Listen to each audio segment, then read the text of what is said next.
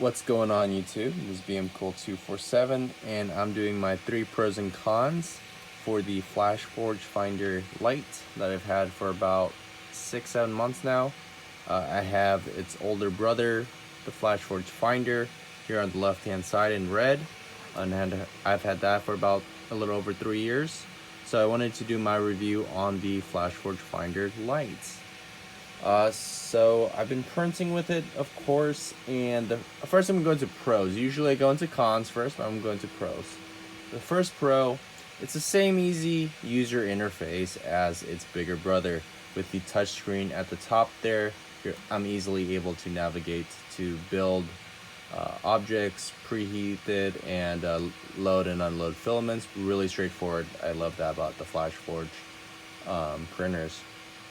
The second thing is just like the Flashforge, you could take out the print bed, pry off your prints, and then you could just put it back in, and you can take off that adhesive bed sticker and put in a new one once it gets beat up too much. And the third one, and I just had to add this to it, is the cost. I got this for $200, which is a steal on Amazon. The red one I got many years ago was at $500. I know it's at like around $300 now, but I mean at $200, that's why I got it. It's just so cheap, and I wanted something identical to the Flashforge Finder, and it looks identical, and for the most part, it is identical. And now let's get into the cons. So the first con is the SD card, or the lack of USB slots. So there's no Wi-Fi for this machine either. Not that I care, because I use a USB card anyways, or USB drive anyways. But they don't even have a USB drive, so I can share my USB amongst them. So I had to use an SD card from my laptop to my machine here. So that's one con. In addition to that, it's super inconvenient. But the inconvenience of it is also that you have to leave the SD card in there, as opposed to its older brother where you can take it out immediately. So that's like another half con in there. And number two, it's actually inconsistent of a print. I'm not sure if it's because of the printer head, because in the Flashforge Finder I actually changed the printer head, the nozzle, or what's going on. I've been playing around with the settings and things like that I typically do on the Flashforge, and I usually get pretty consistent prints on the Flashforge, but the Flashforge Finder Lite is a little bit less consistent for me when it comes out and in the prints.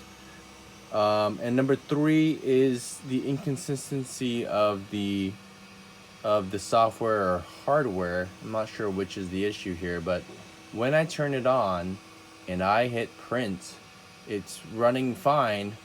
And then sometimes, about 30% of the times, which is a lot, it would stop heating up, the software would show it trying to go to 190 degrees Celsius, and then the 190 disappears, and it just shows what temperature it's at now at that point. So it could be at 60 degrees Celsius, and then it's going to start to try to print. And of course, that's not going to work because it's not hot enough for the filament to come out. So I've run into that kind of issue.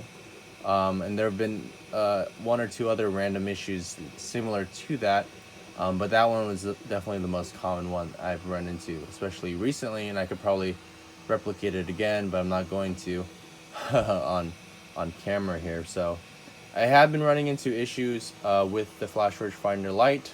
Again, like I mentioned in another video, it's all about getting to know how your printer works and what works best for your printer for good prints, and I'm definitely doing that. But yeah, I not as much of a fan of it as its older brother. So yeah, if I were to rate this out of 10, maybe like a 6 or 6.5 out of 10, whereas the older brother, I gave him like a 9 out of 10 or something like that. So hope this helps.